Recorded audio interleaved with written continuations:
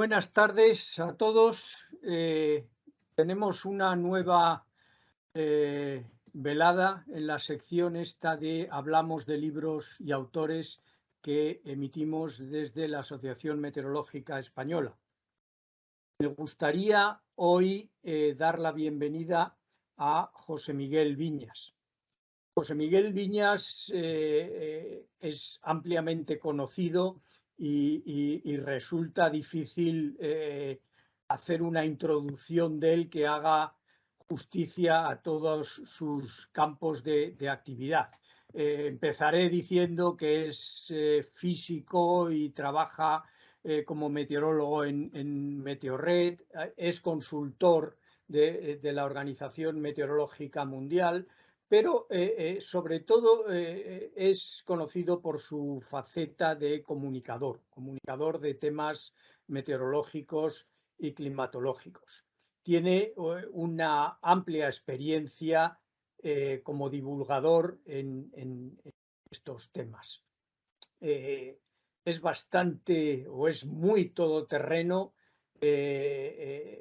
Ha trabajado y trabaja en radio, en televisión, en prensa escrita, redes sociales, en radio. Lleva 19, 20 años trabajando, colaborando con Pepa Fernández en No es un día cualquiera. Luego estuvo en la versión diaria de ese mismo programa en días laborables, de pe a pa. Ahora otra vez ha vuelto a los fines de semana, no es un día cualquiera, tiene también su sección allí. Es colaborador habitual de La Aventura del Saber, de Órbita Laica, pudimos verle hace un par de días con sus experimentos, presentaciones, comentarios. Trabaja también y es el hombre del tiempo de Agropopular junto a César Lumbreras. Y bueno, para finalizar diré que es una persona tremendamente prolífica. Siempre está escribiendo y artículos, presentaciones cortas, y es autor de 10 libros. Parece mentira porque 10 libros es ya una cifra considerable. Está detrás de la página web, que es una fuente de información que se llama Divulga Meteo. Y bueno, hasta aquí paro por dar unas pocas pinceladas de José Miguel. Hoy él nos va a presentar dos libros que casualmente ha coincidido su aparición en el tiempo. Cuando empezamos a hablar de organizar este evento, había aparecido uno de ellos, Nuestro reto climático, pero desde que empezamos a hablar hasta que se ha celebrado este evento, ha aparecido el segundo, que es otro tipo de libro. Es un libro fundamentalmente para público infantil. El tiempo se titula. Ahora veremos y él nos comentará las características de los dos libros, y luego tendremos oportunidad de hablar todos con él y de intervenir y tener una tertulia amigable, como suelen ser estas tertulias del AME. Recuerdo que por tema de protección de datos, este evento se está grabando y luego se colocará en el canal de YouTube de la AME.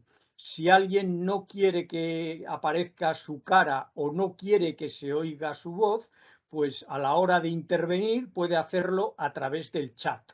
Si solo quiere que aparezca su voz y no su cara, pues enciende el micrófono y no la cámara. Si al revés, cosa más rara, solo quiere que se le vea y no quiere intervenir con su voz, pues enciende la cámara y escribe a través del chat. Tenemos todas las posibilidades. Y a la hora de intervenir, pues levantando la manita que aparece ahí en reacciones, o pidiendo la palabra a través del chat. Entonces, cuando alguien pida la palabra, pues se le habilitará la cámara y el micro, y si quiere, hace uso de él. Y yo creo que nada más. Voy a dar la palabra a José Miguel, nos va a contar durante un rato de qué van estos dos libros y luego pues empezaremos la tertulia. Adelante, José Miguel. Estupendo, pues nada, Ernesto, muchísimas gracias por la presentación y muchas gracias a la AME, como siempre, por la amabilidad, por haberme brindado esta oportunidad de presentar estos dos libros que, como has dicho, pues prácticamente han aparecido simultáneamente en el tiempo. Este año, además, a principios de año, tuve también la oportunidad de presentar la nueva edición de mi diccionario, de conocer la meteorología, creo que fue en el mes de febrero con Joana. Y algo más adelante también presenté el libro de Antonio Martínez Ron, Algo nuevo en los cielos, que seguramente que ya alguno habéis tenido ocasión de leer. Bueno, en esta ocasión voy a daros a conocer esos dos libros que acabo de publicar prácticamente ahora entre septiembre y octubre. El primero se titula Nuestro reto climático y el segundo es un libro de una colección infantil y se llama El tiempo. Tengo una pequeña presentación que voy a compartir para, sobre ella, iros contando cosas de los dos libros. A ver, si empezar a hablar de Nuestro reto climático, mi primer libro también estuvo dedicado al cambio climático y se titulaba ¿Estamos cambiando el clima?, como una pregunta al lector. Además, este libro me lo prologó Manolo Palomares. Fue publicado, sin mal recuerdo, en el año 2005. Y bueno, el elegir ese título en su momento fue no tanto porque yo tenía dudas que ya había un cambio climático con una clara componente antropogénica, sino que, bueno, el estado del arte en ese momento de la investigación climática, pues era de unas mayores incertidumbres en distintas cuestiones que ahora mismo, a día de hoy, pues se han ido disipando. Sigue habiendo incertidumbres en distintas cosas porque el clima es complejo, pero lo fundamental, pues hay una unanimidad a nivel de la comunidad científica en cómo ha ido evolucionando este cambio climático y en el punto en el que estamos, ¿no? Y es un poco el origen de nuestro reto climático, pues explicar en qué punto estamos y qué podemos hacer o cómo puede evolucionar el clima en las próximas décadas. El elegir ese título en el libro viene un poco por la idea que yo he expresado en muchas de las conferencias que doy sobre este asunto, y es que para mí pues el cambio climático o el calentamiento global es el principal reto al que jamás nos hemos enfrentado como sociedad o como humanidad, porque realmente es algo global que nos afecta a todos, que estamos viendo que ya los impactos, pues aunque hay países más vulnerables que otros, pero son globales. Lo hemos visto este verano, por ejemplo, en nuestro país. Y bueno, pues tenemos que abordar o afrontar ese reto, ¿no? Y también, como pongo ahí abajo, pues cada vez es más difícil porque hay muchos problemas, hay muchos obstáculos, pero ciertamente no es imposible, o al menos creo yo que tenemos todavía la posibilidad de abordarlo y de poder tomar una acción o una serie de acciones que al final tengan una especie de respuesta en el clima. Bien, este es el índice del libro. Ahora lo voy un poco a detallar. Veis que son 6 capítulos, cada uno de ellos con una serie de apartados. He intentado pues, que cada uno de esos apartados aporte algo de información detallada sobre algún aspecto del capítulo en general. Luego hay una bibliografía al final, también unos agradecimientos, y el prólogo de Javier Martín Vide, al que todos seguramente que conocéis, una referencia en el mundo de la climatología en España, incluso a nivel internacional, con muchísimos años de investigaciones, en particular sobre el comportamiento de la precipitación. Javier, cuando le pedí el prólogo, no puso ningún tipo de problema, todo lo contrario, todo facilidades, y bueno, pues ha escrito un prólogo en el que ofrece numerosas claves del cambio climático, y aquí he destacado una frase, entre otras muchas que él comenta, y es esta que pongo aquí, ¿no? Que los humanos somos ya capaces de alterar las componentes naturales del sistema climático a una escala global, algo que todavía ciertas personas pues discuten, vienen a argumentar que somos algo muy pequeño en comparación con el sistema climático, con la Tierra en general, y bueno, pues está demostrando que no somos tan pequeños y que ya nuestra huella es más que perceptible. Bien, voy a ir desgranando rápidamente los 6 capítulos. En el capítulo 1, que se titula El cambiante clima terrestre, hago una especie de introducción de los cambios climáticos que se han producido a lo largo de la historia de la Tierra, de la larga historia de la Tierra.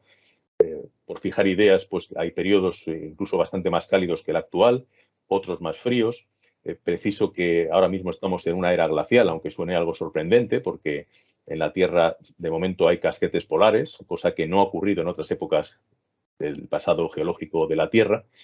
Y también comento pues, los orígenes o las causas de estos cambios climáticos, algunos de gran magnitud, como han podido ser pues, épocas en las que ha habido muchas erupciones volcánicas, una gran actividad volcánica en la Tierra, periodos en los que se ha producido un enfriamiento por un factor externo al propio sistema terrestre, como el impacto de un asteroide, etcétera. Todo eso al final ha ido evolucionando con esos altibajos que vemos en esta gráfica resumida de los últimos, en este caso, 500 millones de años. Al final, la idea que intento transmitir en el libro es que hay una serie de factores que son internos, como digo, como puede ser la actividad volcánica, que en un momento dado entra en escena y provoca un cambio climático. Y luego los factores externos, que son debido a los famosos ciclos de Milankovitch, los que justifican una alternancia algo irregular de periodos fríos o glaciaciones e interglaciares en el cuaternario, en los últimos 2 millones y pico de años. Esta especie de variación se explica pues, por las diferentes combinaciones de una serie de parámetros orbitales terrestres que hace que en determinados momentos entre menos radiación a la Tierra, como todos sabéis, y entre en una glaciación, ¿no? La última ya hace pues, 11 o 12 mil años.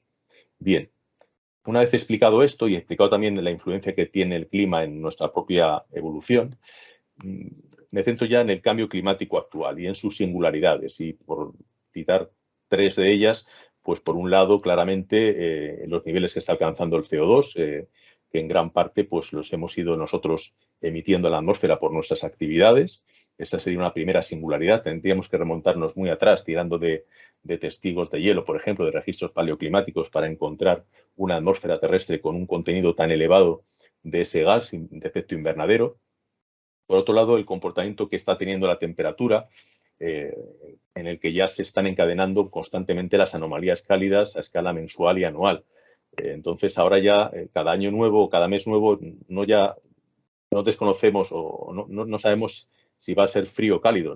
La duda es saber cuánto cálido va a ser, ¿no? Porque llevamos, me parece que son 400 y pico meses seguidos con anomalías cálidas a escala global en la Tierra, y ya si nos vamos a determinadas regiones, la magnitud de esas anomalías, como bien sabéis también, pues es muy alta. Entonces, esto al final configura pues este esquema que gráficamente es bastante potente, el del calentamiento a rayas, y se ve claramente pues, que nos hemos ido ya a una zona roja de la que no podemos escapar, y ahí estamos, ¿no?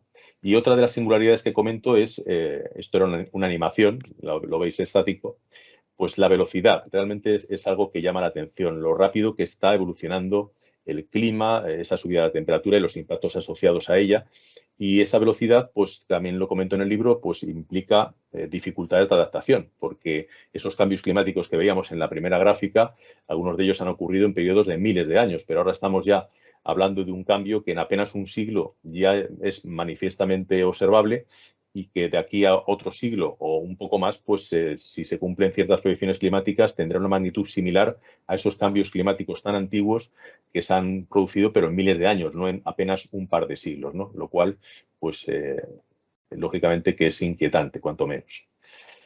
Es importante también insistir en la idea, y esto lo hago en el capítulo 3, de toda la complejidad que tiene el estudio del clima, porque el clima, lejos de ser simplemente el comportamiento atmosférico a largo plazo, pues forma parte de un mecanismo de engranaje natural en el que hay muchísimas interacciones y forma lo que se conoce como el sistema climático. Lo describo someramente en el libro y sobre todo con la idea de transmitir al lector esa complejidad. El hecho de que suba la temperatura, pues no solamente se va a reflejar en que vamos a tener suavidad ahora en los otoños, sino que tiene impactos en los hielos, tiene impactos en los océanos. Eso, a su vez, está empezando a generar impactos en la circulación general atmosférica.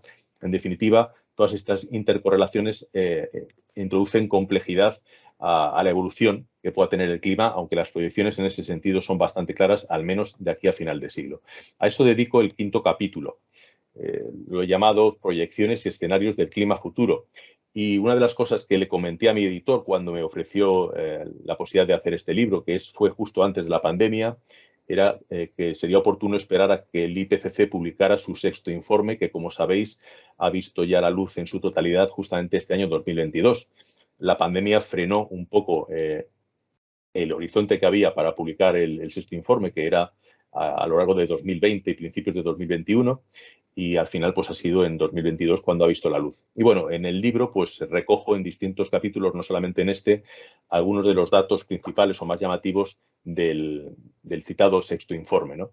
Y fundamentalmente en este capítulo lo que comento pues son un poco los distintos escenarios, los 5 escenarios que plantea el sexto informe del IPCC y la necesidad o digamos que lo que deberíamos de intentar, que es irnos hacia escenarios aquí en color azul de bajas o muy bajas emisiones, al famoso grado y medio que ya se da casi por perdido, o los 2 grados en el caso de un escenario 1.2.6, que implicaría más impactos en las próximas décadas, evidentemente una evolución en el calentamiento global todavía subiendo la temperatura, pero finalmente, como se ven en las gráficas inferiores, una amortiguación de esa subida y una estabilización, cosa que no ocurre en los escenarios de medias o altas o muy altas emisiones. Lamentablemente, tal y como estamos ahora mismo, nos estamos dirigiendo a un escenario intermedio que estaría aquí pues, entre la línea naranja y la roja. Si seguimos por esa senda, pues evidentemente que al final de siglo estaremos hablando de una subida de temperatura de 3, incluso algo más grados, y eso pues tendrá evidentemente también una serie de impactos que van a ser complicados para muchas personas que habitamos el planeta. Bien, explicado un poco todo esto, un poco el tema de las proyecciones, pues termino el libro con un 6º capítulo que creo que también era necesario y lo he titulado Sorpresas climáticas. Y la idea es explicar que precisamente debido a esa complejidad que tiene el sistema climático y a pesar de que haya un acuerdo bastante general en los modelos en que vamos hacia un mundo más cálido y con más extremos climáticos, pero en el sistema puede haber sorpresas y cada vez se están estudiando más pues cómo en determinadas zonas de la Tierra pueden haber procesos que incluso pueden llegar a ser irreversibles y pueden inducir cambios que al final lleven a sendas distintas que a día de hoy los modelos todavía no pronostican, ¿no? Ahora se está estudiando bastante los famosos puntos de no retorno, como digo, pues por ejemplo la alteración de la AMOC, la alteración de las corrientes en el Atlántico Norte, que puede tener una repercusión en el transporte global de energía, de calor, de masa, y eso al final pues se traduce también en cambios en la circulación atmosférica, oceánica y probablemente pues en cambios en climas, en zonas de la Tierra, ¿no? Como digo, esto es un campo de estudio, hay mucha gente ahora mismo investigando estos temas y se están vigilando sus puntos de no retorno porque si se cruzan ciertas líneas podríamos entrar en un proceso irreversible. De hecho, hay algunos investigadores que ya hablan de eso, de que ya se han llegado a esos puntos, se han superado, y esto pues abre una ventana de incertidumbre de cara al futuro sobre la evolución climática, ¿no? Bien, poco completado así el libro, pues llegaríamos a la parte ya final. Hay una bibliografía que, como pongo aquí, pues la he titulado La Biblioteca del Clima, que fue una sección que tuve esos 3 años que comentaba Ernesto, que he estado con Pepa en Radio Nacional entre semana, con una sección los lunes dedicada al clima. Y justamente ahí cada lunes se reseñaba un libro de cambio climático que previamente había leído, o bien una novedad editorial que me ha llegado, o bien libros de fondo de biblioteca que ya pues desde hace 30 y tantos, 40 años ya existen en castellano, y algunos de ellos merecen la pena y son interesantes, y los he resumido o los he reducido a 35 referencias o libros en esa bibliografía. No he querido hacer una bibliografía muy extensa, pero sí son libros que complementan bastante bien los distintos aspectos que voy abordando en los 6 capítulos del libro.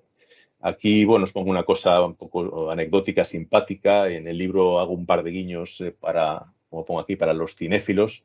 Estas cosas son de las que te van surgiendo según vas escribiendo, ¿no? Pues bueno, para intentar ilustrar cómo el clima nos ha ido influyendo a nosotros, a nuestra civilización, a nuestras culturas, provocando en ocasiones el colapso de algunas o el florecimiento de otras, y también para ilustrar las inercias que tiene el sistema climático, el hecho de que aunque ahora dejáramos de emitir cualquier gas de efecto invernadero como el CO2 o el metano, habría unas inercias y la temperatura seguiría subiendo y seguirían produciéndose los impactos, pues usé estos 2 símiles de 2 películas que son bastante conocidas. La idea está del monolito, de que una civilización superior pues ha ido de alguna manera modulando también a nuestra propia especie, que es el argumento del 2001, Una odisea del espacio, de Arthur C. Clarke, lo llevó al cine Kubrick.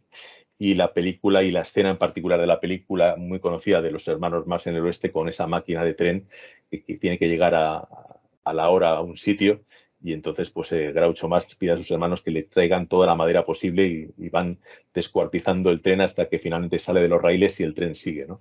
Las sinergias del sistema climático.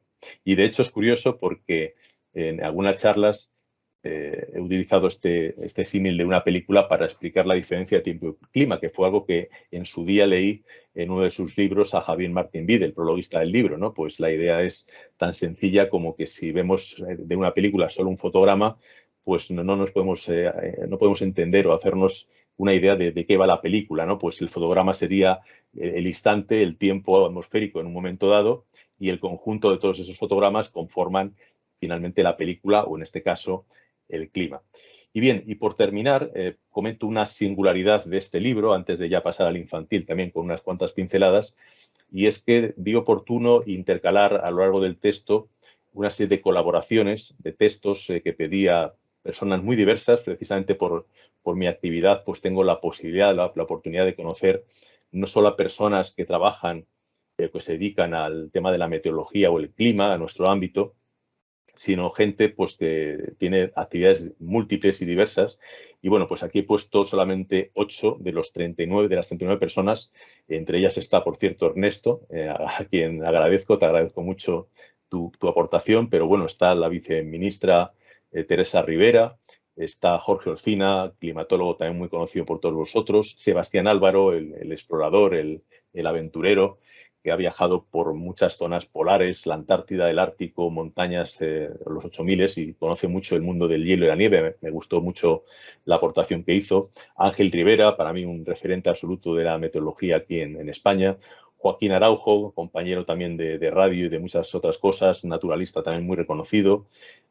Gente de la radio como César Lumbreras, Pepa Fernández tiene también otro texto, divulgadores con los que también tengo mucha relación últimamente. Aquí he puesto una foto de Carlos Briones, el astrobiólogo, pero hay muchos más. Bueno, en definitiva, también quería con esto ofrecer las opiniones, las visiones de esta cuestión del reto climático de personas, como digo, que pueden de alguna manera representar a nuestra sociedad, no solo las personas que estamos de alguna manera vinculadas al estudio o al análisis de esta cuestión.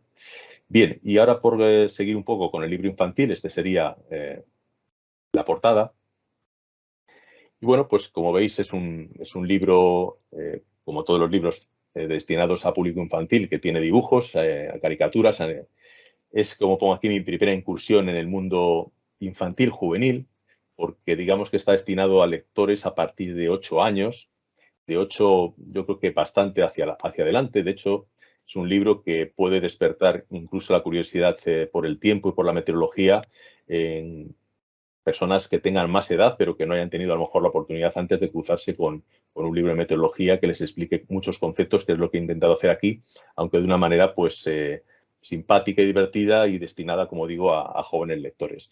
El título completo del libro, como veis ahí, es El tiempo, todo lo que siempre quisiste saber sobre meteorología y solo José Miguel Viñas te puede explicar. Es decir, que está como personalizado en mí como especialista.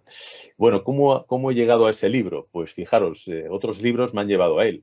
En el año 2016 me ofrecieron hacer un libro pues introductorio de la meteorología para una colección del País, que sacaron, me parece, 40 libros con el periódico durante 40 semanas todos los domingos.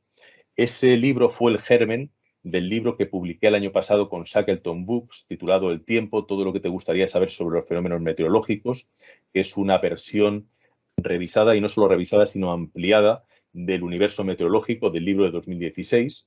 Y una vez que saqué el libro con Shackleton, se puso en contacto conmigo a finales del año pasado la editora que había hecho el libro para la colección del País, que trabaja en Shackleton, y fue cuando me hizo la propuesta. Yo estaba ya trabajando en nuestro reto climático, llevaba ya el libro bastante avanzado, estaba ya un poco pendiente de los resultados del sexto informe del IPCC y de rematar la parte final. Luego llegó también el conflicto de Ucrania, tuve que introducir alguna información al respecto.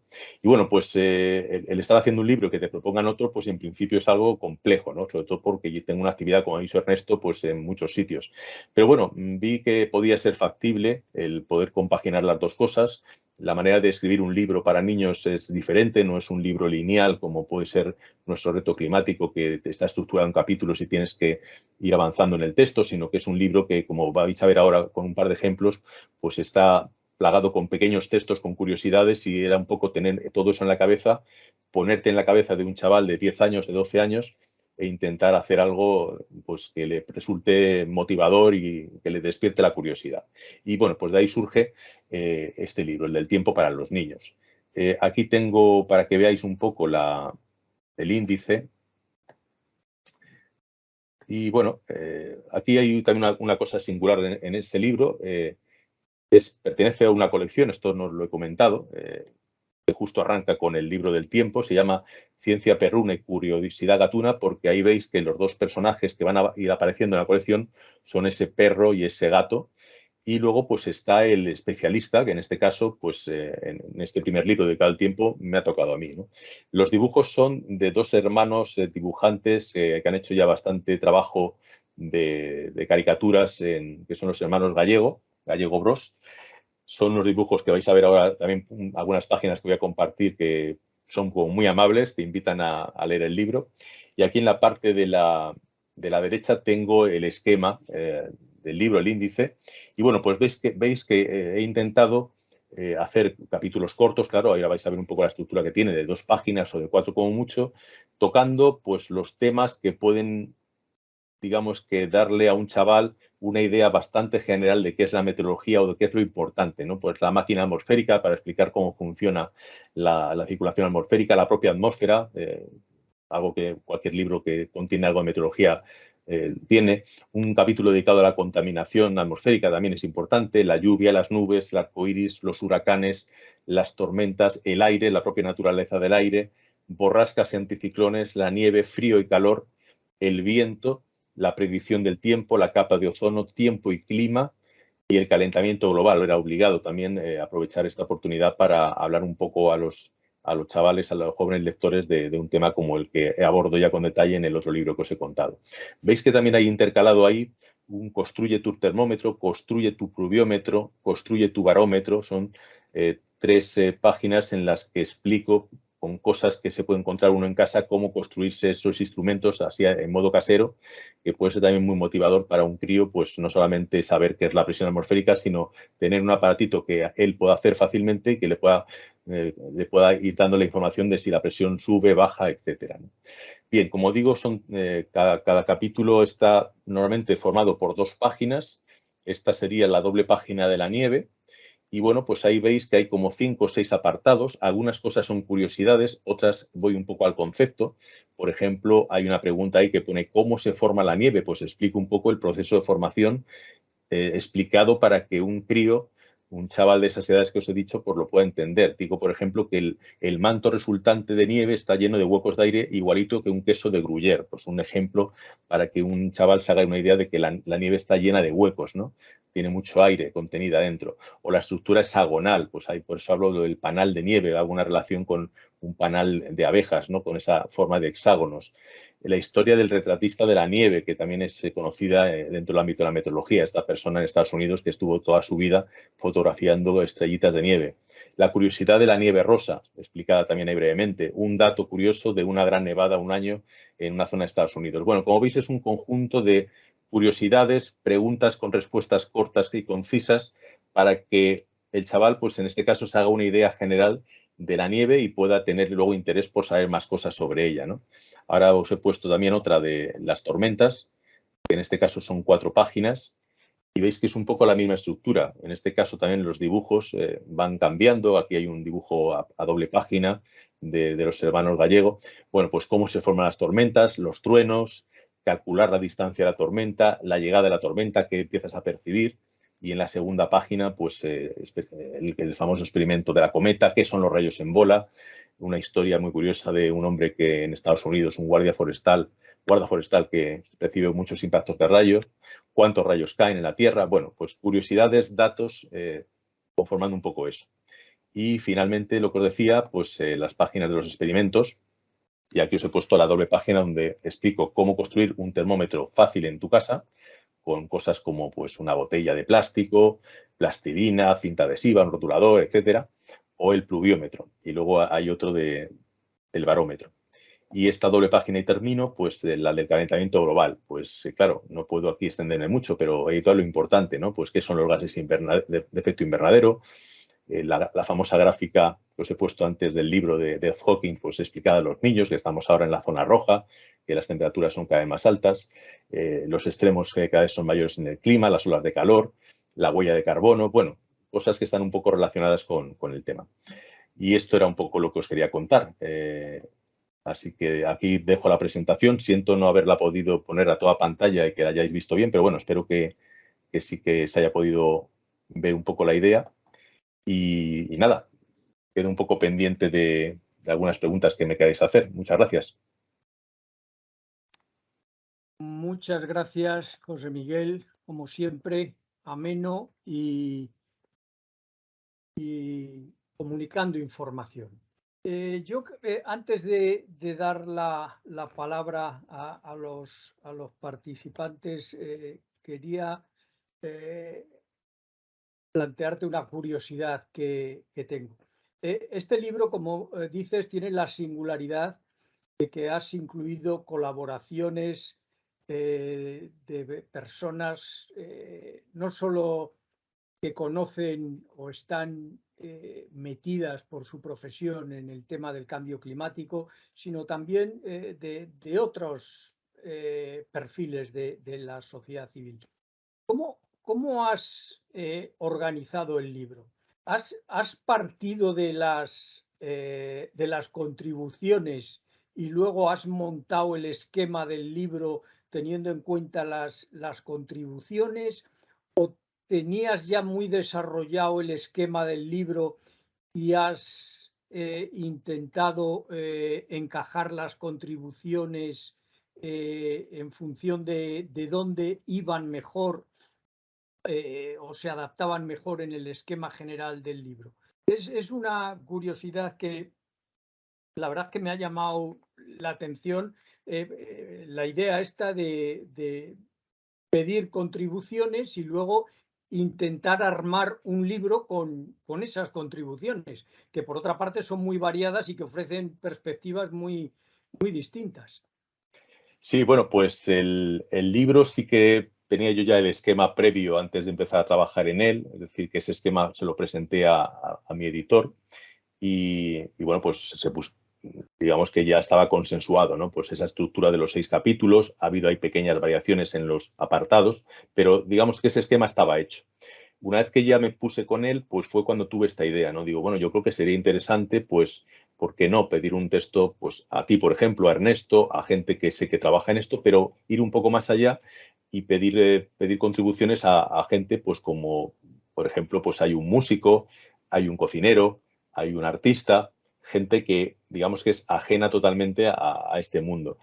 Y una vez que ya tuve todos los textos, pues sí que intenté, y esto ya fue un mano a mano con mi editora, situarlos en el libro, algunos de ellos, no se ha podido hacer con todos, en una zona donde tuviera más sentido que aparecieran, porque según va avanzando el relato, pues tiene sentido que si yo empiezo a hablar, por ejemplo, del deshielo del Ártico y de Groenlandia, pues meter, por ejemplo, ahí el texto de Sebastián Álvaro, que está centrado justamente en el hielo, en lo que él ha observado en sus viajes. Entonces, en algunos casos sí que he podido hacer eso, es decir, colocar en lugares adecuados ciertos textos. Otros están un poco colocados de manera aleatoria, es decir, que intentar que estén repartidos por todo el libro, que no estén muy concentrados ni en una parte ni en otra, y que el lector pues vaya un poco avanzando y se encuentre pues eso, con un texto de repente que le dé pues unas ideas o una serie de cuestiones que plantea ese colaborador. Sí que se tuvo que hacer una cosa, eso fue por sugerencia de mi editora, porque aunque de extensión, pero a veces ha sido complicado y algunos pues me habéis mandado textos largos. Cuando digo largos, pues que darían para un par de páginas del libro enteras. Entonces mi editora me dijo que era muy complicado mantener íntegramente los textos enteros de todos los 49 colaboradores porque se nos iría el libro, no solo aumentaría de extensión, sino que incluso el lector que va siguiendo el hilo argumental del libro, pues se despista más, porque de repente meterse a 2 páginas de otra persona que le cuenta algo complementario pero distinto, pues luego engancharse a la lectura cuesta más. Ese fue el razonamiento que me hizo María, mi editora. Entonces, lo que hice fue no sacrificar ningún texto colaborativo, es decir, mantuve textos de las 49 personas que amablemente me pasasteis, pero en algunos casos sí que los reduje a un par de párrafos, a un párrafo en algún caso, es decir, que al final el tamaño del conjunto de colaboraciones es menor de lo que inicialmente me mandasteis, ¿no? Ese fue un poco el modo de trabajar. Muy bien, muchas gracias. Pues voy a dar el paso a nuestros participantes. Les pediría que utilizasen la manita que hay ahí en la barra de reacciones. Rafa Requena, adelante. Bienvenido, Rafa. ¿Qué tal? Oye, pues, ¿qué tal, José Miguel? Enhorabuena por estos dos nuevos hijos que yo, la verdad, nada, quería estar. Yo creo que la frecuencia con la que tienes los hijos es cada vez mayor y entonces no nos da tiempo a leerlos o a conocer los anteriores, ¿no? Yo todavía sigo sin terminar, por supuesto, el que creo que es el que más te ha debido de costar, que fue el del diccionario, ¿no? El de conocer la meteorología, que la verdad es que me parece un trabajo ímprobo, ¿no? No sé, pues quizá pues comentarte o preguntarte cuáles son los que más te han costado, de todo. Pues llevas ya 10 o 12, me parece, ¿no? Libros, ¿no? Sí, 10 libros publicados. Pues no sé, a mí me sorprende mucho. Me encantaría, a ver si algún día me animo a hacer un libro, pero es que, no sé, da la impresión de que tienes mucha facilidad para escribirlos, pero creo que detrás tiene que haber ahí un esfuerzo, sobre todo el del conocer la mitología, vamos, el diccionario tuvo que llevarte mucho tiempo, ¿no? O sea, ¿cuáles son los que más te han costado? Si estos dos hijos últimos han sido más rápidos que los anteriores, en fin. Sí, no, es evidente que detrás de conocer la meteorología hay muchas horas de trabajo porque era un libro muy ambicioso, ¿no? El intentar condensar pues todo el léxico amplio y además no solamente el técnico, sino con una ambición mayor de introducir términos de meteorología popular, etcétera. Bueno, pues todo eso fue fruto de un largo proceso de aglutinar información y luego pues seleccionar y el trabajo que conlleva pues preparar eso para que al final sean textos que se lean fáciles, que sean rigurosos. En fin, ahí hay mucho trabajo. No quiero decir con esto que no me hayan costado trabajo estos dos libros, pero bueno, por ejemplo, el de nuestro reto climático es un tema que desde que ya publiqué en el 2005 Estamos cambiando el clima, pues siempre estoy pendiente de él, pues pendiente de todo lo que se está investigando, de los informes del IPCC, hablo de ello en medios y eso me permite estar o intentar estar al día de las cosas fundamentales de este tema ya que aborda, bueno, pues que se ha hecho ya, digamos, no solamente un tema meteorológico, sino de amplio espectro, ¿no? Pero bueno, todo ese tipo de cosas, esa información me llega por mi tipo de trabajo y bueno, pues un poco mi labor es reunir toda esa información, seleccionar, ver qué es más importante contar, qué menos. En este libro no lo he contado, pero yo creo que sí que hay una evolución en mí como autor porque tiene más un enfoque de ensayo, es decir, no solamente he ido a divulgar las cosas, que sí, que en algunos casos pues hablo, pues qué sé yo, de los hidratos de gas y explico qué es eso y dónde han aparecido y tal, pero no me he esforzado tanto en ir al detalle en la divulgación, sino más pues un tema como el punto en el que estamos ahora y qué puede pasar, el tema de la energía, el tema este de Ucrania que ahora pues realmente introduce una incertidumbre muy grande. Bueno, pues intentar hacer reflexiones en voz alta a través de mi propio relato para que el lector también, pues con todos los datos que yo voy aportando, pues él mismo pues se haga esas preguntas y intente también reflexionar, ¿no? Es un libro que invita a eso, invita a la reflexión, no es solamente un libro de divulgación. Y el de los niños es un reto también, no climático, pero es un reto porque, como os he comentado, pues nunca antes había hecho nada a nivel editorial para niños. Y bueno, pues me ha resultado muy buena la experiencia porque me ha obligado a repensar cosas que tengo, digamos, en mi cabeza para explicar cualquier concepto me sale a lo mejor de manera natural, pues ¿qué es el arco iris? Pues te lo defino más o menos, pero ponerme en la cabeza de un crío de 10 años, ¿cómo se lo explico para que él lo entienda? Pues ese es el trabajo que lleva un libro infantil, no la cantidad de información que yo he metido ahí, sino en algunos momentos ver de qué manera lo cuento para que pueda entenderlo, y no solo entenderlo, sino que pueda engancharse al libro y que le termine gustando el tema, y que, bueno, pues ojalá que alguno de estos chavales, pues dentro de unos cuantos años esté ahí opositando, por ejemplo, para EMET, ¿no? Pues enhorabuena, ¿eh? Muy bien. Gracias. Muy bien, muchas gracias. Veo que tiene levantada la mano Víctor Ávila. Adelante, Víctor. Si quieres, conecta cámara y micrófono. Sí. ¿Me ven? Sí. Hola. Buenas tardes. Bueno, en primer lugar, felicitar a José Miguel por el libro. Tiene una cantidad de información muy importante que en estos tiempos es bueno tenerla a mano para entender qué está pasando y qué nos espera.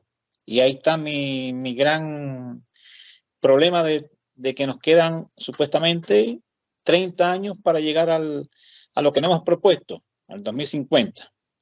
Pero, viendo la situación actual, cómo está la cosa, por ejemplo, un presidente que por suerte se fue, el Donald, sale de los convenios climáticos, se retira Estados Unidos de ahí, un presidente como Bolsonaro que dejó que explotaran la Amazonía al máximo, por suerte también se fue, ojalá que nunca vuelva. Y así un Putin que amenaza con una guerra nuclear, que todas estas cuestiones de una forma u otra están afectando o afectarán más todavía el problema del clima. Entonces, es mi duda, ¿podremos lograrlo? ¿Seremos capaces de llegar a tener lo que nos hemos propuesto para tratar de un poco parar esto? Porque, bueno, o sea, sabemos todos que la inercia va a seguir.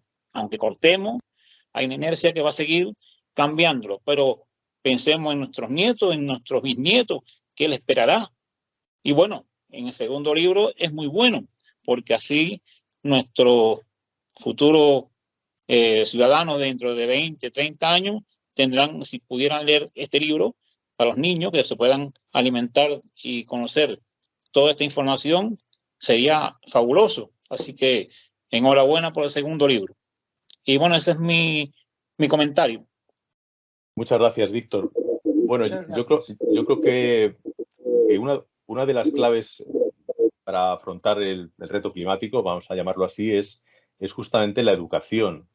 Es decir, es importante el libro de los niños, más allá de la anécdota de que es bonito, es divertido, porque al final cuantas más personas, y ojalá que jóvenes tengan más información y sepan un poco lo que nos estamos jugando, será menos probable que lleguen a gobernar países personas pues, que evidentemente no tienen esa educación o no la han tenido, porque si no, no adoptarían ese tipo de medidas que estamos viendo que se adoptan. De manera que, a ver, el mundo ideal nunca va a existir. Siempre, lamentablemente, pues va a haber problemas medioambientales o bélicos, como estamos viendo ahora. Pero yo creo que cuantas más personas consigamos, cada uno desde nuestro espacio, yo desde el mío, Ernesto en su momento, pues la labor que hizo y muchas más personas, y contribuyamos a educar, a informar, a divulgar sobre todos estos asuntos, pues ese reto es más fácil de conseguir, ¿no? Que si al final pues no llega esto a mucha gente, porque ese es el problema. Yo, cuando ves un poco el perfil de votantes de estos líderes tan extremistas, pues te encuentras gente que es analfabeta climáticamente, por definirlo de alguna forma, ¿no? Entonces, es gente que incluso niega evidencias científicas, de manera que eso es lo que hay que intentar afrontar o abordar, y yo lo hago de esta manera, ¿no? Pero hay muchas formas de hacerlo, y de hecho ahora, por ejemplo, muchos científicos se están movilizando, están haciendo cosas que no les gusta hacer, pero es la manera de tener visibilidad y que se dé cuenta mucha gente, muchas personas, de que realmente nos jugamos mucho si dejamos que esto siga, pues igual que estos últimos 30 años, pues de aquí al 2050, ¿no? Muchas gracias, Víctor. Tenemos aquí un comentario de Carlos Almarza. Carlos Almarza es un meteorólogo histórico, meteorólogo y climatólogo, sobre todo histórico, maestro de muchos de nosotros. Nos hace un comentario sobre un libro que ha leído recientemente, Historia humana y comparada del clima. Está Manuel Leroy, o Leroy, no sé, en Fondo de Cultura Económica. Muchas gracias por el comentario, Carlos. Da la enhorabuena a José Miguel por los libros y nos saluda a todos los asiduos de este invento. No sé, no tengo muy claro a qué invento se refiere. Supongo que debe ser a los eventos estos que organizamos en línea. Si quieres comentar algo, José Miguel, sobre el libro. Sí, bueno, más que sobre el libro ese en particular, que es un volumen de bastante extensión, un poco la labor que en su día fue pionera de Manuel Ladurey, que fue básicamente pues, un gran impulsor de la climatología histórica, es decir, a partir de mucha información documental que hay, en este caso en Europa o en otras zonas del mundo, pues deducir cómo pudo haberse comportado el clima pues, en épocas anteriores a que tuviéramos instrumentos meteorológicos, ¿no? Y en esto pues, fue pionero, como digo, pues, por ejemplo, el cruzar información de datos de vendimias del siglo XIII, XIV, XV en Francia, con sequías severas que hubo allí. Y bueno, esa información, como tú también bien sabes, Ernesto, pues es importante de cara a las reconstrucciones del clima del pasado como, digamos, soporte para dar peso o dar, digamos, credibilidad a las proyecciones de clima futuro con los modelos que se están utilizando. Es decir, que al final, salvo que tú me corrijas, los modelos climáticos se prueban mirando hacia atrás también.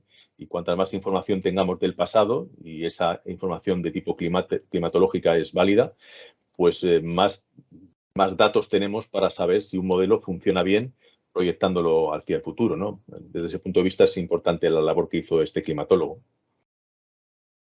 Muchas gracias, José Miguel. ¿Hay alguna cuestión más por parte de la audiencia? Si no, yo tiro de mi lista, que yo, si no es una amenaza. Bueno, pues voy a tirar de mi lista. Yo he visto que en tu libro te has centrado sobre todo más en los aspectos físicos. Si miramos los otros aspectos de un problema tan poliédrico como es el cambio climático, aspectos sociales, económicos, políticos, los has pasado más entre puntillas. Hay algunos aspectos que desde luego te dan para otro libro, o para otros. Se me ocurren los aspectos, por ejemplo, de la cuestión de adaptación. Has hablado mucho de mitigación, de que las soluciones atajar las causas, y las causas son los gases de efecto invernadero, y para atajar eso tenemos que cambiar el sistema energético. Pero hay un margen también para la adaptación importante, teniendo en cuenta que ya llevamos lanzando gases una buena temporada y por la inercia que también hemos comentado del sistema, en algunas zonas del globo, cada vez más zonas del globo, vamos a necesitar adaptarnos. Pues gente que viva en zonas que van a ser invivibles por altas temperaturas o sometidas a los embates de los océanos por aumento del nivel del mar y fenómenos extremos marinos, costeros, cada vez más frecuentes. Todas estas cuestiones de la adaptación, que creo que es una parte muy importante, no has entrado en ella apenas. ¿Hay alguna razón por esa? Aparte de que, claro, esto tiene que limitarse a un número razonable de páginas. Si empezamos a cubrir muchos otros frentes, Sí. pues esto se va. Pero bueno, el mundo de las soluciones siempre va de la mano la mitigación, reducción de las emisiones y la adaptación. He visto que has insistido mucho en la reducción de las emisiones e ir a emisiones netas cero cuanto antes posible, 2050, si queremos quedarnos en el 1,5 grados, poco más si queremos permanecer más allá de los 2 grados. Pero, ¿qué nos puedes contar de la parte esta? Sí, pues yo creo que tiene una explicación la razón por la que efectivamente he ido más a mitigación que a adaptación, no porque piense que no es importante la adaptación, sino que, como bien has dicho, es una de las claves. Pero yo creo que hoy en día muchas personas, ya desde hace tiempo, se plantean la pregunta, ¿pero yo qué puedo hacer? Y para dar respuesta a esa pregunta, pues se puede ofrecer pues, un ramillete de ideas, ¿no? De cambiar hábitos. Claro, es importante, si queremos concienciar a mucha población, que internamente hagas un ejercicio de conciencia de qué haces habitualmente en tu día a día e intentes ir cambiando hábitos y conductas de cosas que tenemos ya metidas en nuestro disco duro. Y claro, la adaptación exige no tanto medidas personales, sino pues, las grandes políticas, las grandes medidas que un país pueda adoptar, ¿no? Pues destinar cantidades importantes de recursos económicos, lo que estás comentando, para proteger zonas pobladas que tienen lugares vulnerables, como puede ser un delta de un río o una costa. Entonces, eso al final lo tendrán que hacer los grandes países, porque se van a ir dando cuenta además que los impactos están aumentando y cada vez ese coste está siendo mayor, y si no nos protegemos, pues eso irá exponencialmente creciendo. Pero en el libro me he centrado más en esa otra parte que también es importante, ¿no? La toma de conciencia y el cambiar hábitos que al final están destinados a mitigar el calentamiento global. Está claro que también tiene que haber ahí una serie de medidas muy por encima del ciudadano de a pie, es decir, que pues todo el tema, por ejemplo, de la energía, el impacto que tiene eso, pues para mitigar, por mucho que cada uno de nosotros pues no nos movamos tanto en transporte en nuestro coche y nos movamos más en bicicletas o en transporte público, pues eso sí, eso al final reduce huella de carbono, pero la gran reducción tiene que venir pues de las grandes industrias, del consumo a nivel global, el transporte a nivel global, todo este tipo de cosas, ¿no? Pero quizás eso que te he comentado es un poco la razón por la que no he insistido tanto en medidas de adaptación, porque me he querido dirigir más al lector en primera persona, ¿no? En cosas que pueda hacer. De hecho, habrás visto una especie de, no sé si llamarlo decálogo, de una especie de consejos o de cosas que cada uno tendría que plantearnos pues, para viajar, para alimentarnos, para vestirnos, etcétera. Muy bien. Muchas gracias, José Miguel. ¿Alguna cuestión más? Víctor nos está diciendo que nos sigue desde Noruega. ¿No? Muy bien, pues que no pases mucho frío, Víctor.